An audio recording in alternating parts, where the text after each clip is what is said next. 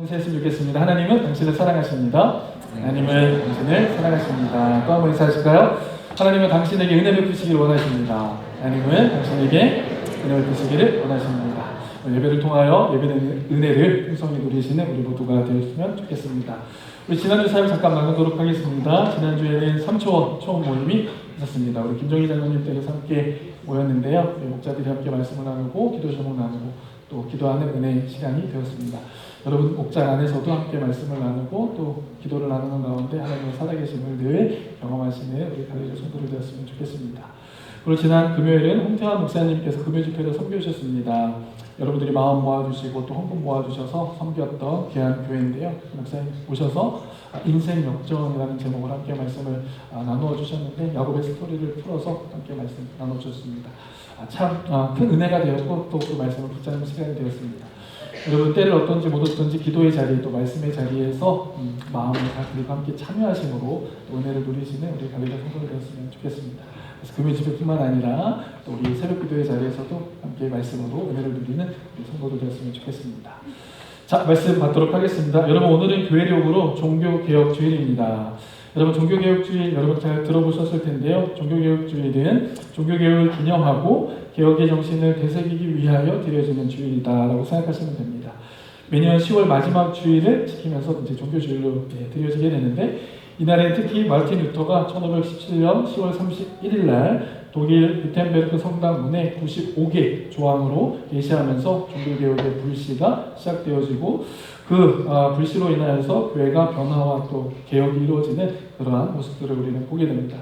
그래서 종교개혁주의는요, 루터의 이러한 개혁의 정신을 다시 한번 생각해보고 오늘날 이 땅의 교회들, 또 우리 성도들이 어떻게 다시 한번 개혁을 결단할 것인가, 갱신을 어떻게 결단할 것인가, 우리의 신앙 모습과 교회 모습을 어떻게 결단할 것인가, 그것들을 생각해 보이는 주일이 되어집니다.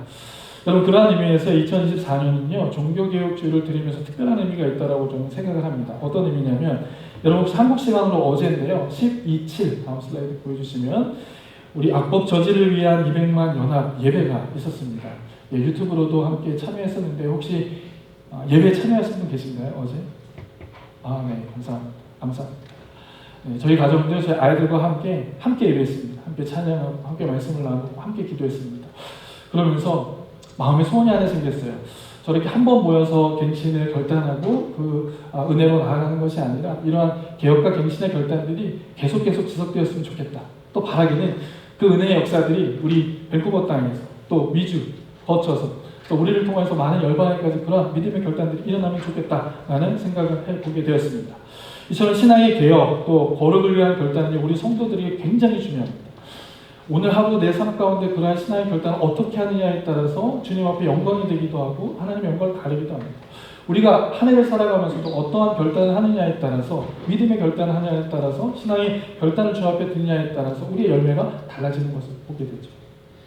자, 그래서 오늘 저는 여러분들이 이런 종교개혁주의를 맞으면서 다시 한번 신앙의 결단을 주님 앞에 고백하고 드릴 수 있게 되시기를 축복합니다. 자, 그렇다면 우리는 어떤 신앙의 결단을 해야 할까? 종교개혁의 핵심 사상이 여러분 세 가지로 크게 나눠볼 수 있는데요. 여러분 많이 들어보실 것 같습니다. 우리 종교개혁자들이 이야기했던 종교개혁의 핵심 사상이 세 가지가 있어요. 첫 번째는 오직 성령, 두 번째는 오직 믿음, 오직 은혜입니다. 그리고 세 번째는 오직 그리스도와 하나님의 영광. 여러분 종교개혁자들이 이렇게 선포했던 우리 신앙의 선배들이 선포했던 것이 크게는 이 세 가지입니다. 오직 성령 무엇입니까? 모든 신앙의 권위는 성경에 있다라는 사실이죠. 중세교회는요 교회 전통과 교황의 권위가 성경의 권위와 동등되었어요. 그래서 때로는 성경의 권위보다 그 전통과 교황의 권위가 앞서는 때도 있었습니다. 그래서 종교개혁자들이 이야기한 것은 무엇이죠? 그것보다 더욱더 탁월하고 신적인 권위가 있는 이와 같은 성경의 권위를 강조하고 있었다는 것을 보게 됩니다. 두 번째, 오직 믿음과 은혜. 여러분 우리가 구원을 어떻게 받습니까? 우리의 인간의 노력으로 받습니까? 그렇지 않죠. 하나님께서 주신 전적인 은혜 그리고 그 은혜에 대한 믿음으로 받게 되어지는 겁니다. 여러분들의 열심이 오히려 구원을 방해하게 된다는 것을 우리는 말씀을 통해 깨닫게 되어지는 거죠. 전적인 하나님의 은혜를 구하는 겁니다. 하나님의 도우심을 간구할 때 구원이 임하게 되어지는 거죠. 세 번째, 오직 그리스도와 하나님의 영광. 예수 그리스도만이 구원의 중보자가 되신다는 겁니다. 그리고 성도들의 삶의 최종 목적은 하나님의 영광이 되어져야 한다. 여러분들의 삶 속에 매 순간순간마다 이 세 가지의 신앙의 결단들이 늘 고백되어질 수 있기를 바랍니다. 오직 하나님의 말씀만이 내 삶의 기준이 되고 내 신앙의 출발점이 되어진다. 그리고 오직 은혜와 믿음으로 나는 구원을 받고 오늘 하루도 하나님의 은혜와 믿음으로 살아간다. 라는 믿음의 결단. 오직 그리스도만이 나와 하나님과를 연결해주는 중보자가 되시고 나의 신앙의 목적은 오직 하나님의 영광이다 라는 이 믿음의 결단들이 매 순간순간마다 일어나게 되시기를 주님의 이름으로 축복합니다. 자, 저는 오늘 이 종교개혁의 핵심 세 가지의 내용 중에 한 가지만 오늘 나눠보려고 합니다. 그것은 무엇인가 하면 오직 성경이라는 주제로 함께 말씀을 나눠보려고 합니다. 자, 오직 성경, 종교개혁자들이 외치는 외침은요 바로 하나님의 말씀으로 다시 돌아가자는, 하나님의 말씀으로 다시 돌아갑시다 라는 게 종교개혁자들의 선포입니다. 제가 얼마 전에도 한번 언급해드린 적이 있는데 종교개혁자들은요 성경의 권위에 대하여서 이렇게 이야기했어요. 우리 한번 다 같이 한번 읽어보실까요? 시작. 그리스도인의 믿음과 행함의 유일한 권위는 성경이다. 교회의 전통이나 교독권은 결코 성경을 대신하거나 성경 위에 존재할 수 없다. 진리의 최종적인 권위는 오직 하나님의 말씀인 성경, 오직 성경에만 있다. 예. 종교개혁자들의 선포가 무엇입니까? 하나님의 말씀만이 무엇보다 우선되어진다. 최고의 진리의 가치를 갖는다라고 이야기해주고 있는 것을 보게 됩니다. 어떠한 전통도 어떠한 교도권, 신앙을 지도하는 교회의 권한보다도 뛰어난 것이 하나님의 말씀이다. 성경이다라고 이야기해주고 있습니다. 오직 하나님의 말씀만이 우리의 최고의 권위이고 우리가 말씀 앞에 겸손히 순종하고 그 권위 앞에 복종하게 될 때 복이 있다라는 것을 우리에게 말씀해 주고 있습니다. 자, 오늘 본문에 있는 이러한 말씀 가운데서도요, 이 성경의 권위를 인정하는 내용 속에서 이 하나님의 말씀이 우리에게 어떠한 영향을 주고 있는지 우리에게 말씀해 주고 있어요. 자, 우리 본문 16절과 17절 한번 다 같이 보실까요? 시작. 모든 성경은 하나님의 감동으로 된 것으로 교훈과 책망과 바르게 함과 의로 교육하기에 유익하니 이는 하나님의 사람으로 온전하게 하며 모든 선한 일을 행할 능력을 갖추게 하려 합니다. 아멘. 자, 이 구절은 성경의 권위와 실제적인 유익을 우리에게 강조해주고 있습니다. 그리고 성경이 어떻게 성도의 삶에 영향을 미치는지에 대해서 우리에게 이야기해주고 있어요. 제가 오늘 주목해 보고 싶은 표현은요, 하나님의 감동으로 되었다라는 표현이에요. 보시면 데오프뉴스토스라고 하는 단어로 사용되어지고 있는데 이 단어의 의미는 이겁니다. 하나님으로부터 숨을 불어넣었다라는 거예요. 하나님으로부터 숨을 불어넣은 장면이 어디에 등장을 하죠, 여러분? 아담을 흙으로 만드시고 그 코에 생기를 불어넣으시잖아요. 이건 뭡니까? 인간 창조는 하나님으로부터 주어진다는 걸 알게 되죠. 성경도 그렇다는 거예요. 하나님의 감동으로 되었다, 하나님의 호흡을 불어넣어서 성경이 기록되어지고 시작되는 것을 우리에게 말씀해주고 있어요. 그렇기 때문에 성경은 단순한 인간의 지식이나 지혜로 기록된 책이 아니라는 거죠. 하나님의 직접적인 영감을 통하여서 기록된 것이 성경이라는 겁니다.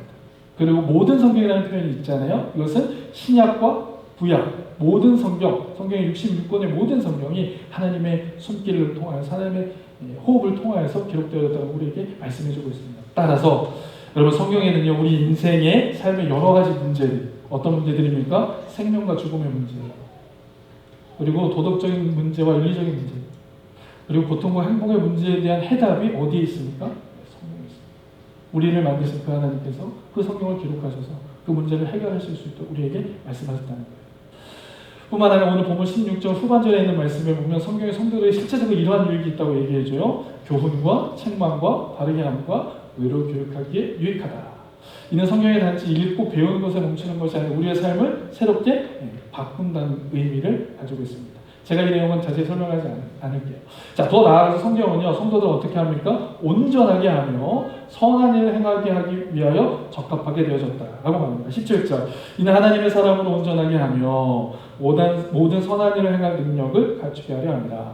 여러분, 여기서 온전하게 한다라는 표현이 어떤 의미일까요? 온전하게 하다. 온전하게 하다는 표현은 영적으로나 도덕적으로 성장시켜 주신다는 거예요.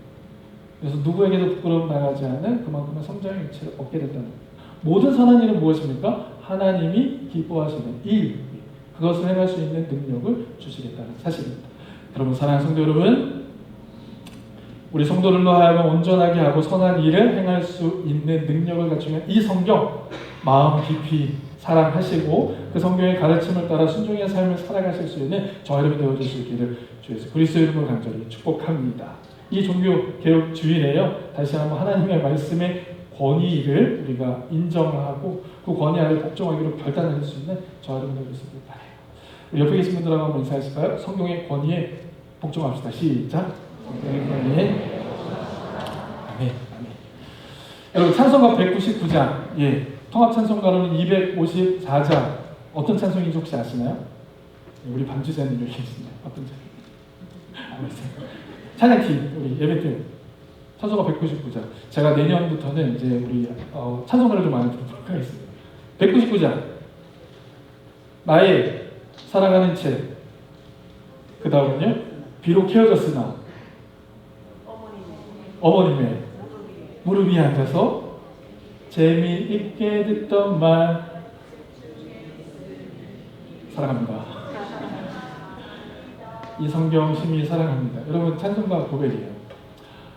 이 책에 담겨져 있는 내용이 너무 귀하고 아름답고 재밌다. 그리고 때로는 나를 울리기도 하고 때로는 나를 강하기도 하고 그 어머님을 통해서부터 들렸던 그 성경의 말씀, 그 말씀을 내가 사랑합니다.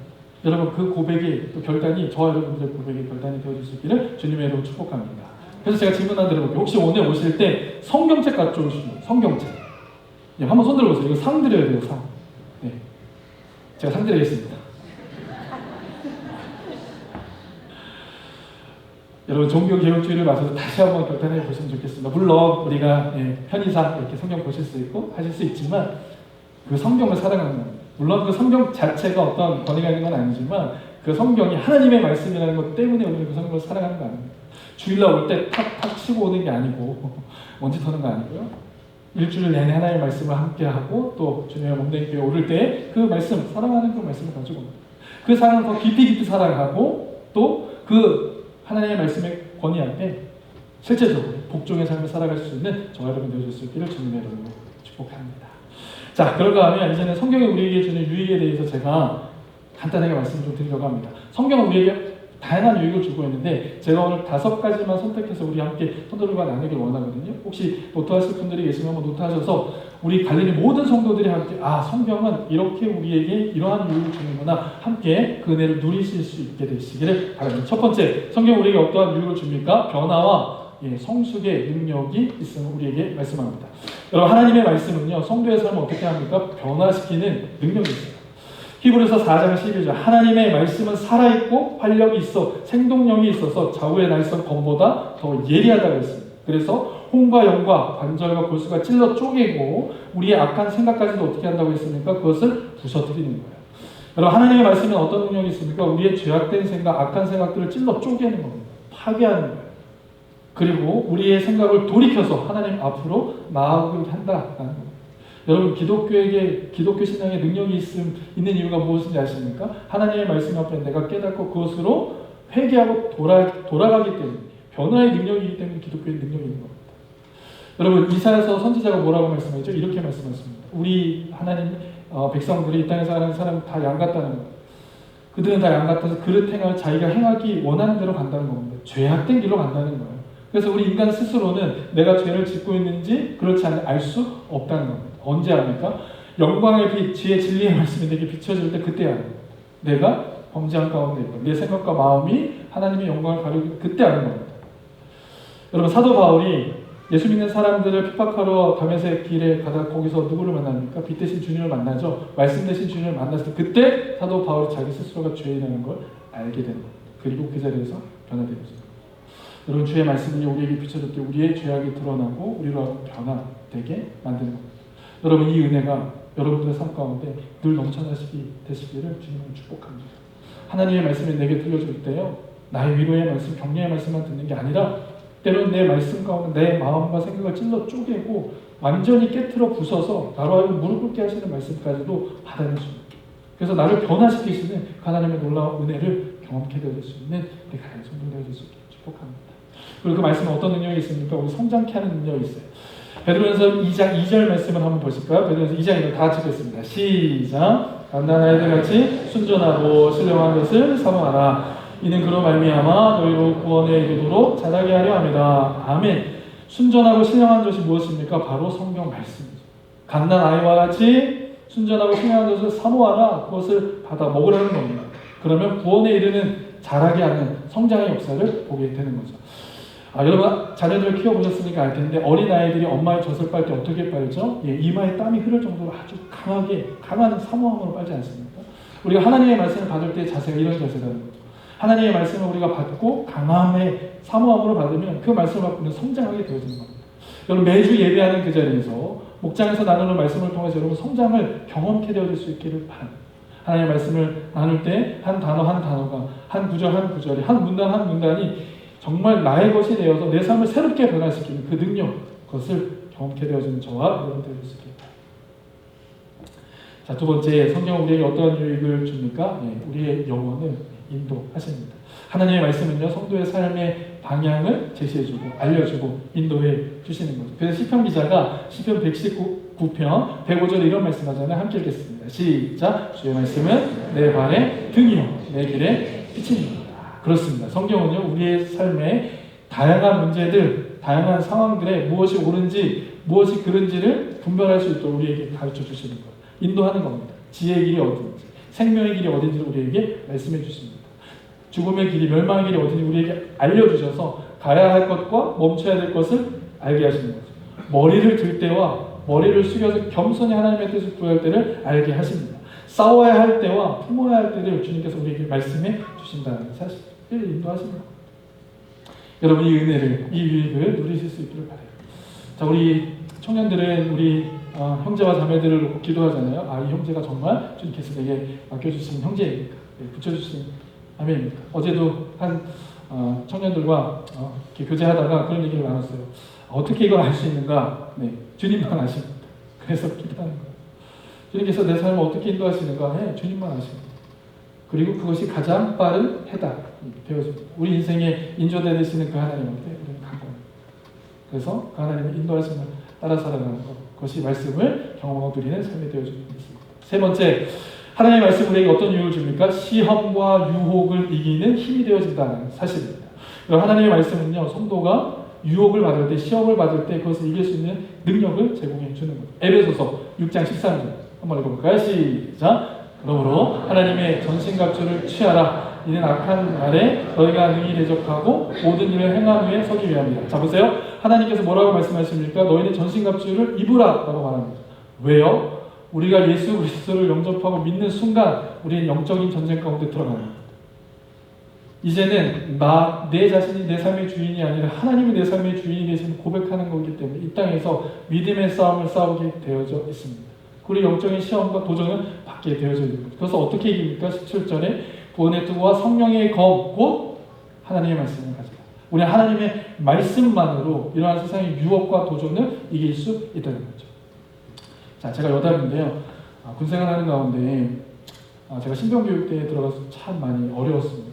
왜냐하면 군대 가기 전에 제 기도 제목 중에 하나가 뭐였냐면 1년 52주를 주일 성수하는 것이었거든요. 근데 군생활하면서 그게 쉽지 않잖아요. 그러니까 얼마나 이제 고통스러운 시간들을 보내는지 몰라요. 근데 신병교육대를 지나고 난 다음에 자대에 딱 들어가고 나니까 그건 더 심합니다. 고참들이 얼마나 많이 괴롭히는지. 여러분 그 치약 뚜껑에 이렇게 머리 박아서 이렇게 해본 적 있어요? 하고 나면 여기 이렇게. 근데 더 마음이 아픈 건 고참들은 그렇게 하면 간부들은 그걸 좀 알려줘야 되잖아요. 간부들도 그걸 모른 척하더라고요. 마음이 얼마나 아픕니까? 그러니까 제 마음 가운데 이런 생각이 들어가는 거예요. 다음 주는 좀 교회를 안 갔으면 좋겠다. 할렐루야. 그런 마음이, 그런 유혹이 들어오는 거예요. 근데 그때 어떻게 이겨냈을까? 신병교육 때 여러분 혹시 그 내비게이터에서 나오는 69절 성경 암송 카드가 있습니다. 앞에는 한글로 되어 있고 뒤에는 영문으로 되어 있는 카드가 있어요. 신병교육 때 그것을 매일매일 읽고 하다가 이게 암송이 된 거예요. 그러다가 그 유혹을 겉들이 이겨내고 매주 매를 맞으면서도 주님의 자리에 서가는 것을 보게 됩니다. 여러분 세상의 유혹이 얼마나 다kum합니다. 그렇죠? 세상의 유혹 우리의 어떤 결단과 의지를 잘 안 돼요. 끊어낼 수 없습니다. 어떻게 끊어낼 수 있습니까? 성령의 검, 곧 하나님의 말씀입니다. 주일날 예배하고 싶지 않은 마음, 혹시 또 일을 해야 되는 상황에서 일을 해야 되는 그런 마음들이 있습니다. 또 하나님의 말씀을 지키려고 할 때마다 오는 우리에게 유혹이 있습니다. 그런 유혹이 있을 때마다 그것을 이겨낼 수 있는 방법은 주의 말씀이라는 거죠. 시편 119편 11절에 있는 말씀이 이렇게 말씀하죠. 내가 주의 앞에서 범죄하지 않기 위해서 내 마음에 무엇을 두었다? 하나님의 말씀을 두었다. 내가 주께 범죄하지 아니하려 하여 주의 말씀을 내 마음에 두었나이다. 아멘. 여러분, 우리 안에 하나님의 말씀이 있을 때 세상의 유혹, 세상의 방법으로 살려고 하는 그런 도전들 앞에서 우리는 어떠니 이겨내는 싸움을 싸울 수 있게 되어진다. 사실입니다. 그것이 말씀의 유익입니다. 자, 네 번째, 하나님의 말씀은 우리에게 위로와 소망을 주시는 말씀이 되어집니다. 여러분, 성도는 하나님의 말씀 앞에서 위로와 소망을 얻게 되어지죠. 인생의 어려운 고난과 아픔 속에서도요, 그러한 과정을 거쳐가면서 우리가 어디에서 위로를 받는가? 하나님의 말씀에서 은혜를 받습니다. 여러분, 사람에게 상처받은 거는 어디에서 회복을 받아야 되죠? 사람에게 받아야 되잖아요. 사람에게 받은 상처는 사람에게 받아야 됩니다. 근데 때로는요, 사람에게 받은 상처가 사람으로부터 해결되지 않는 때가 있습니다. 그때는 어떻게 하면 주님 앞에 나와야 됩니다. 주님께서 우리에게 주시는 그 말씀으로 위로를 받을 수 있습니다. 저와 같은 사람이 좀 그런 사람인데요. 저는 저희 가족 안에서 제가 개인적으로 받은 상처가 있습니다. 그런데 그 상처가 회복되지 않는 거예요. 그때 누구 앞에서? 여호와 하나님 앞에서 무릎을 꿇고 기도하는 중에 회복되는 걸 경험했습니다. 사람에게 받은 상처가 사람에게 회복되어지지 않을 때 하나님 앞에 나오면 하나님 앞에서 위로의 말씀으로 회복되어지는 걸 보게 됩니다. 자, 로마서 15장 4절 말씀 볼까요? 시작. 무엇이든지 전에 기록된 바는 우리의 구원을 위하여 기록된 것이니 우리로 하여금 인내로 또는 성경의 위로로 소망을 가지게 함이니라. 아멘. 여러분, 성경을 펼칠 때마다 보면요, 그 성경을 통해서 우리가 위로받게 되는 것을 보게 됩니다. 자, 지난 금요일이었는데 홍타 목사님께서 말씀을 전해주시면서 제가 금요 집회 때 큰 은혜를 받았습니다. 그리고 도전을 받았어요. 디모데후서 4장 7절과 8절 말씀을 읽을 때 제 마음에 큰 충격으로 와 닿았는데 우리 한번 다 같이 읽어보실까요? 시작. 나는 이제부터는 나를 위하여 의의 면류관이 예비되었으므로 주 곧 의로우신 재판장이 그날에 내게 주실 것이며 내게만 아니라 주의 나타나심을 사모하는 모든 자에게도니라. 아멘. 선한 싸움이라는 단어, 의의 면류관이라는 단어에 꽂혔습니다. 선한 싸움을 끝까지 감당하는 자에게 주님은 이미 의의 면류관을 예비해 주셨다는 거예요. 그리고 자신뿐만 아니라 그 선한 싸움을 잘 감당하는 주님의 다시 오심을 기다리는 그에게까지도 동일하게 이 은혜를 주시겠다라고 위로의 말씀을 주십니다. 그래서 제가 새 힘을 얻었습니다. 다시 일어났어요. 여러분, 주님의 말씀이 이렇게 우리를 위로하십니다. 여러분, 지금 선한 싸움 가운데 계시는 분들이 계시다면 여러분들에게 의의 면류관이 준비되어 있습니다. 그리고 주님이 다시 오실 날을 기다리는 여러분들에게 동일한 상급을 주님께서 허락해 주시는 줄 믿습니다. 이 말씀의 능력을 매일매일 삶 가운데 누리시기 바랍니다. 마지막 다섯 번째, 사명을 감당하게 하는 능력을 주십니다. 여러분, 우리 성도들은요, 하나님의 말씀을 통하여서 사명을 깨닫게 되고 또 사명을 감당해낼 수 있는 힘을 얻게 됩니다. 오늘 본문 말씀을 보면 17절 끝절에 이렇게 말씀하고 있어요. 선한 일을 행할 능력을 갖추게 합니다. 여러분, 선한 일이 무엇이죠? 하나님이 기뻐하시라고 말씀드렸는데 바로 복음을 증거하는 삶입니다. 복음을 내가 누리고 복음을 경험하고 하나님의 나라에 대해서, 그 나라의 주인 되신 예수 그리스도에 대해서, 그리고 우리를 자녀 삼아주신 그 하나님의 아들의 은혜를 증거하는 삶, 이것을 살아낼 수 있는 힘을 주신다는 거예요. 그리고 몸된 교회에서 안내위원으로, 주최위원으로, 또 다음 세대를 양육하는 교사로 통사할 수 있도록, 또 목원들을 위해서 기도하는 목자, 또 초원지기로 세워갈 수 있도록, 또 우리 청년들은 또 우리 청년들의 삶 속에 하나님의 말씀을 살아낼 수 있는 그 사명을 감당할 수 있는 능력을 주신다는 사실, 사명을 깨닫게 하십니다. 주의 말씀을 대할 때마다 그 사명이 다시 한번 우리 안에 회복되고 그 사명을 살아낼 수 있는 성도를 다져주시기 바랍니다. 자, 우리 5가지 말씀드렸습니다.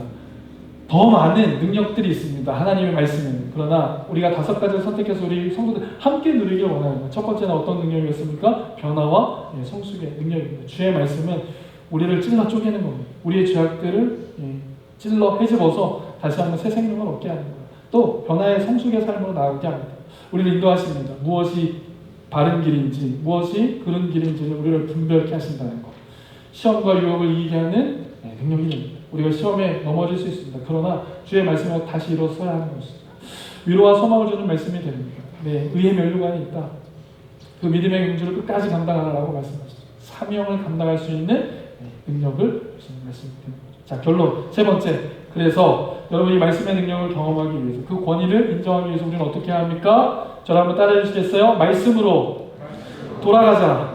다시 한번 말씀으로 돌아가자는 것입니다. 오늘 종교개혁자들이 오늘 성경이 오늘 우리에게 말씀하시는 건요, 다시 말씀으로 돌아가자는 겁니다. 하나님의 마음이 여러분들을 향한 그 마음인 겁니다. 다시 말씀으로 돌아오는 겁니다. 여러분들의 개혁은 아직 멈춰주지 않는다는 거예요. 지금도 계속되어진다는 겁니다. 여러분, 우리가 얼마만큼 말씀으로부터 멀어졌는지 한번 생각해 보세요. 우리가 하나님의 말씀을 얼마나 멀리 했는지 보십시오. 그것이 어떻게 드러나고 있습니까? 지금 이 시대를 살아가는 모습을 보세요. 거짓과 또한 참이 분별이 되지 않습니다. 또 무엇이 진리인지 비진리인지 분별되지 않아요. 무엇이 바른 성 정체성인지 드러나지 않습니다. 왜 그렇습니까? 우리가 말씀으로부터 멀어졌기 때문입니다. 주님 우리에게 다시 말씀하시는 게 무엇입니까? 말씀으로 돌아오는 거예요. 다시 하나님의 말씀을 읽고 묵상하고 그 말씀을 사랑하는 자로 돌아오는 거예요. 여러분, 주님의 그 간절한 부르심 앞에 믿음으로 반응하시는 저와 여러분 되어줄 수 있게 주님 여러분 부탁드리겠습니다. 여러분, 우리 갈릴리 교회가 왜 이 어려운 과정들을 가고 있습니까? 말씀 앞으로 가고 싶기 때문에 그래요. 그 말씀을 살아내기 위해서 그렇습니다.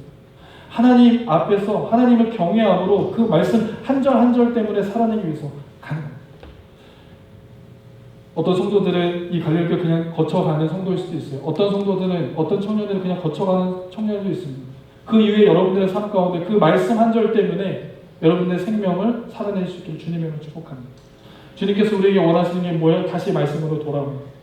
우리에게 말씀하시는 것이 바로 너희들의 말씀으로 돌아올 때 하나님의 살아있는 말씀의 능력을 경험하실 때 여러분들의 삶 속에 늘 주의 말씀 앞으로 나아가기를 소원하는 마음, 또 그 말씀을 통하여서 하나님의 뜻대로 살기를 결단하시는 제자의 삶 살아가시는 저 여러분들 수 있게 간절히 소원합니다. 자, 말씀 정리하겠습니다. 여러분, 오늘은 종교개혁주일입니다. 종교개혁주일은요, 우리의 신앙을 다시 한번 결단하는 주일이에요. 지금도 하나님의 말씀과 뜻대로 우리가 잘 살아왔지만 다시 오직 하나님의 말씀으로, 또 오직 하나님의 믿음과 은혜로 내가 살아간다. 또 내게 맡겨주신 믿음의 삶이 하나님의 영광을 위해 살아가는 삶, 이걸 결단하는 자리. 오늘 이 예배의 자리가 그런 자리가 되었으면 좋겠습니다. 하나님의 말씀 앞에서 그 말씀을 두렵고 떨림으로 살아내기를 결단하는, 그래서 그 말씀에 철저하게 복종하는 우리가 되어줄 수 있도록 기도하는 시간 갖기를 원합니다. 그 전에 우리 함께 말씀으로 생각하시며 찬양하길 원하는데요. 찬양의 고백을 주님 앞에 드리며 이렇게 찬양하도록 하겠습니다.